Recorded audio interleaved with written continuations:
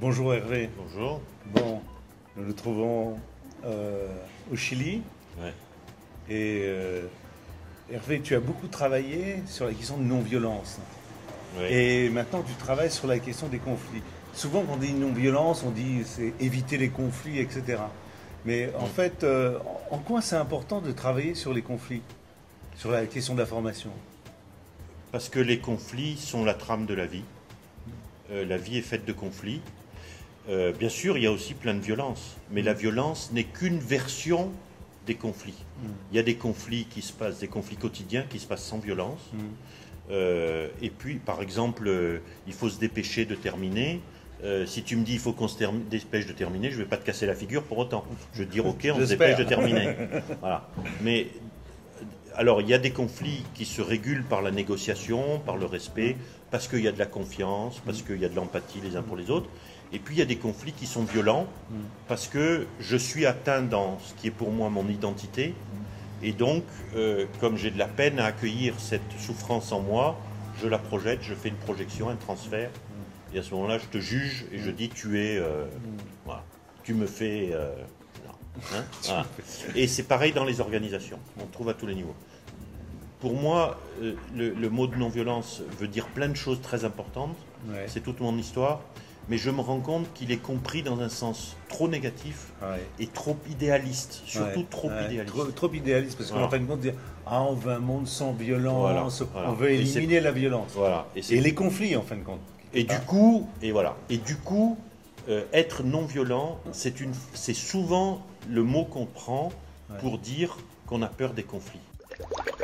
Alors, tu penses que le fait de bien considérer la question des conflits, c'est un élément pour des stratégies de changement?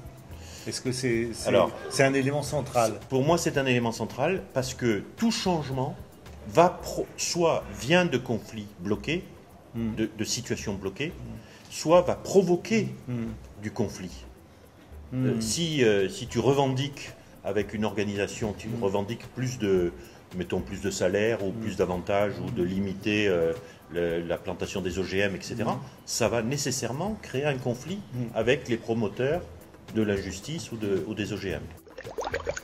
Et donc l'objet un peu du travail que tu fais, que font aussi d'autres personnes, c'est effectivement de partir de ces situations de conflits, soit qui sont des conflits internes, soit qui sont des conflits avec des éléments de la société, pour travailler autour de cela en termes de formation. Alors, bien sûr en termes de formation, parce qu'il faut apprendre à analyser les conflits, il faut acquérir les méthodes pour les transformer et faire tout un travail sur soi, parce qu'il y a beaucoup de représentations aussi sur ce qu'est le conflit, sur à quoi peut servir la violence, etc. Parce que aussi, en fait, la question du conflit, elle est aussi interne aux organisations. Bien sûr, bien sûr. Et donc, ça renvoie aussi à des compétences personnelles. Des compétences de fonctionnement et des compétences individuelles. Et ça veut dire que les conflits qu'on ne sait pas transformer à l'extérieur, c'est qu'on ne les a pas transformés à l'intérieur.